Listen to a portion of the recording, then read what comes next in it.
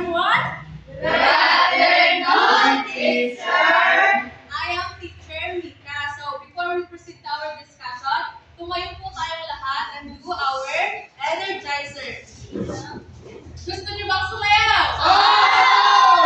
Sino magaling sumayaw dito? Si teacher, nung magaling sumayaw at bibigyan ko ng prize. So, bago tayo sumayaw, tuturo muna ni teacher yung mga step na sasayaw natin. Una, ito. 1, 2, 3. Ay! 1, 2, 3. 1, 2, 3. Round and round and ayan. Gawin naman natin ito na may music.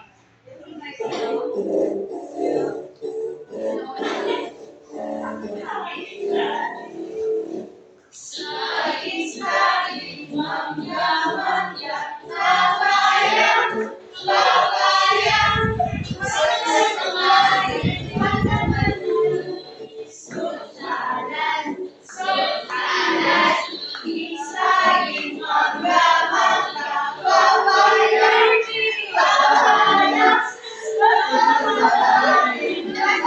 sliding, sultanan.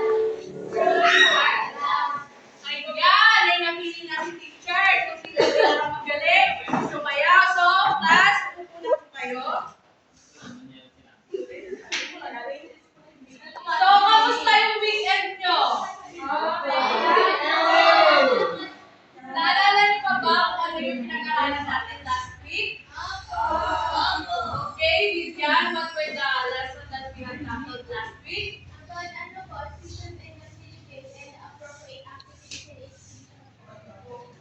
Yan, ano ba yung pinag-aralan natin last week, class? Yes, pinag-aralan natin yung about sa season in the Philippines.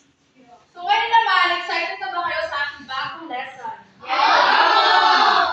So, bago tayo mag-proceed sa ating lesson, babasahin muna ni teacher ang ating objectives. Ito yung mga matututunan natin ngayong araw.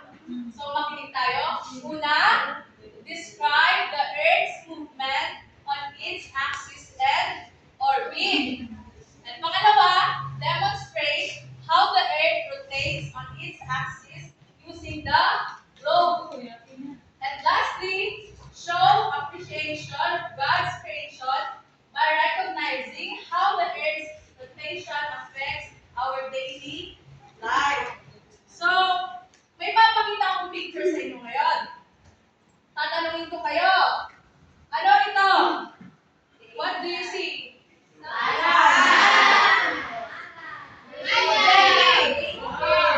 Ano nakikita mo dito sa larawan?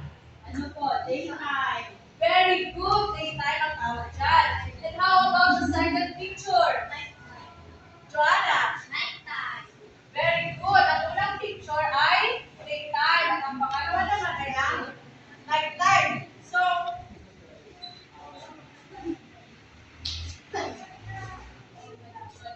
why do you think there is daytime and nighttime? Anyone? Ivy? Yan, very good. How about you, Christian? Tama ba yung mga sagot nila?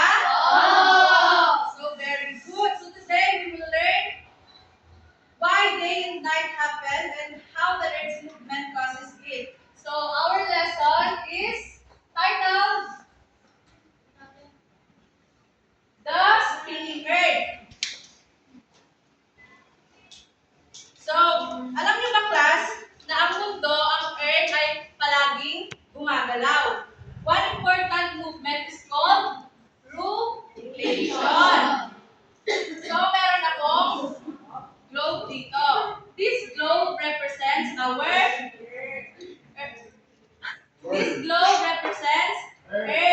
And merong flashlight si teacher dito. This flashlight represents sun. So, imagine na itong flashlight nito ay sun. And then, i-place ko siya dito. Iikutin ko siya counter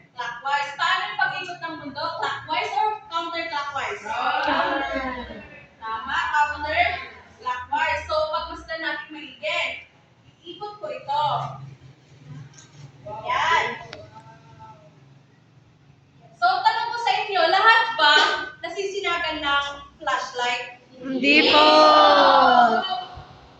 Class, alam niyo ba na yung mga nasinagan ng flashlight or ng sun, yun yung nakakaranas ng Araw. daylight. Yes. And paano naman yung mga hindi naka-experience ng, ay hindi naka-receive ng light? Anong nara-experience sila? Gabi. Gabi. Night time.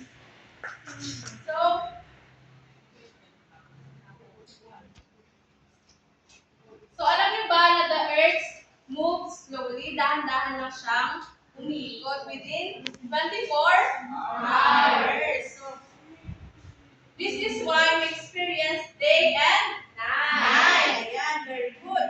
So, naiintindihan mo ba yung class? So, what causes day and night? Lyra? Earth's rotation, teacher. Very good. How about what happens to the side facing the sun? Lyra? How about the side not facing the sun? Sige, Lyra? Experience nighttime, teacher. Very good. Ayan. So, naiintindihan niyo ba yung topic natin ngayong araw, class? Ayan. So, may papagawa kong activity sa inyo. I-grupo kayo sa dalawang grupo.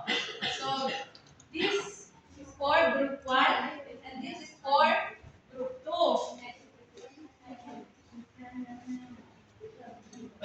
Ayan yung instruction. For group 1, give or explain the differences between day and night. And sa group 2 naman, write down what were the activities during daytime and nighttime. So, sagutan dito mga 2 minutes lang. Tapos, ano kayo na isang leader dito sa harapan, i-explain yung sagot ninyo.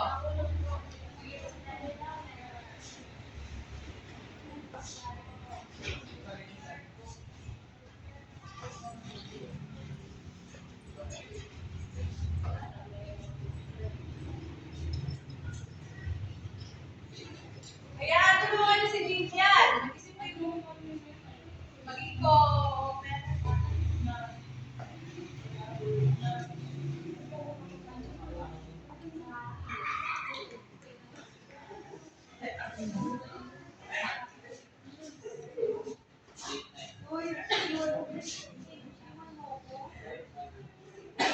Okay, tapos na ba kayo, class? So, I give you 1 minute na lang.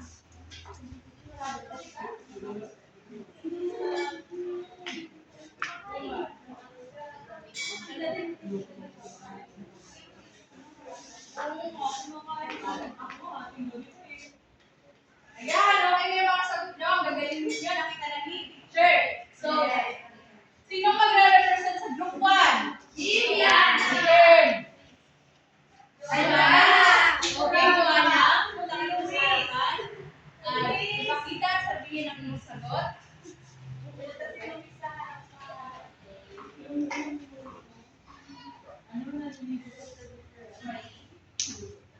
So, yung difference po between day and night sa week class, nagagawa na ninyo mga daily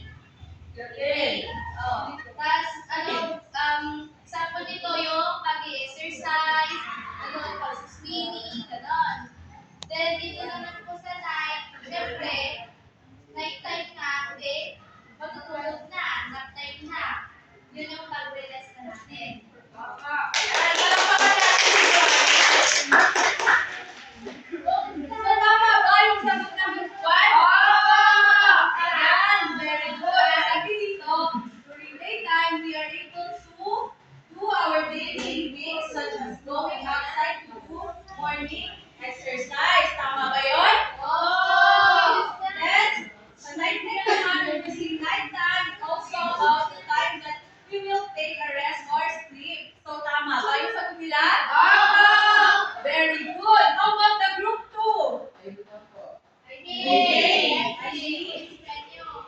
Sa group po namin, ang kayagawa po namin sa day is nagigising. Wow. Then, bukod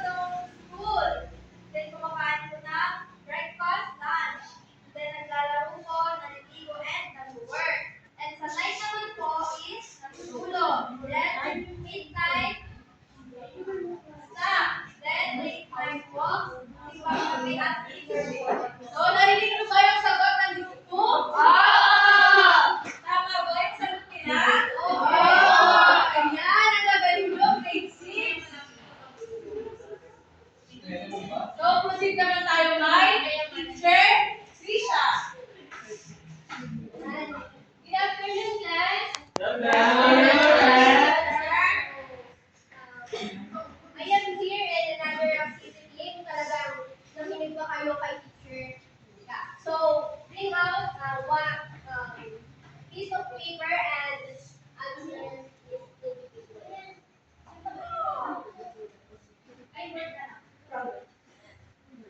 So, bright day or night, if umiyan ba siya? Wait.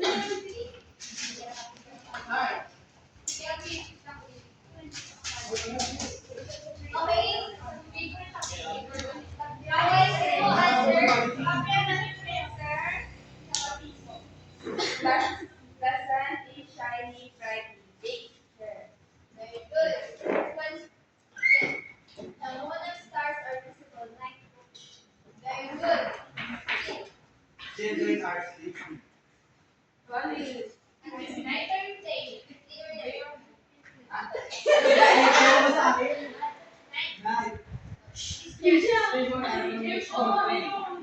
good. Lady. The sky is dark. Night. Very good. So, kung yan na nakinig kayo at may natutunan kayo kay teacher, so now let's stand up at gawin natin yung fantastic. Ano ba yun? Ano yun? So, tuturo ko muna siya, then follow Mr. Yuki. Okay, one, two, fantastic. Right, fantastic. Energy. Yun yung ano. One, two, three, go.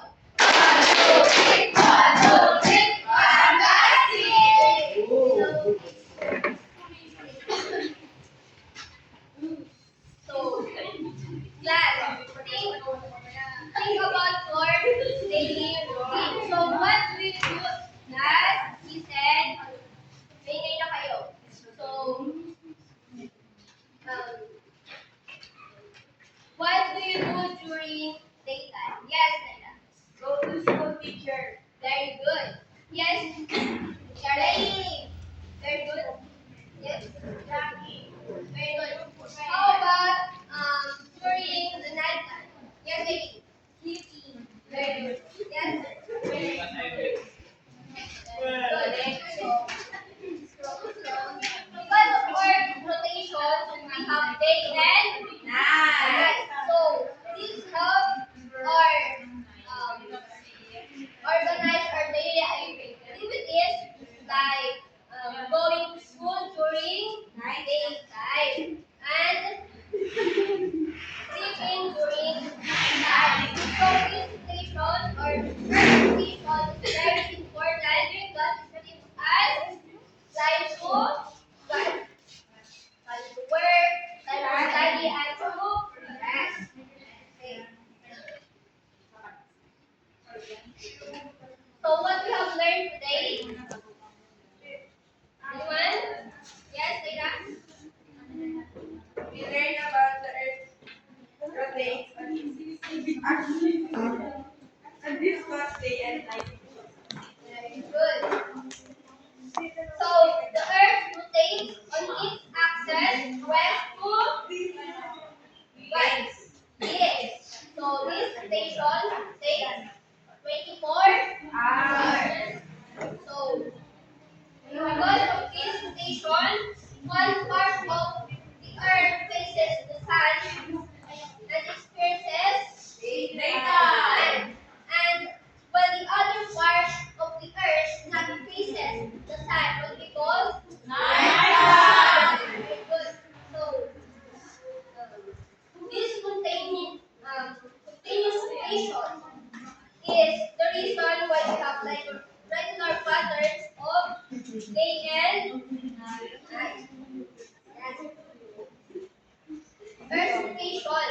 Inulit ko yung earth rotation is very important because what affects our daily living.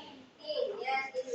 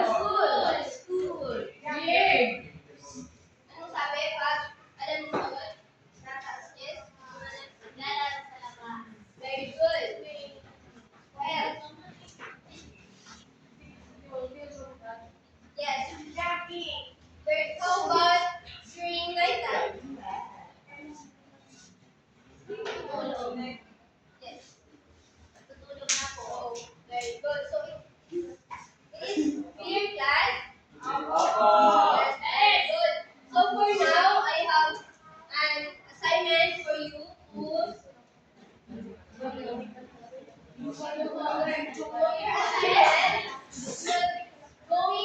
observe the changes from last year that listening. Sorry, ma'am. So for your assignment, you will observe the changes from day to night in your surroundings. And you will write down what you notice about the position of the sun in the morning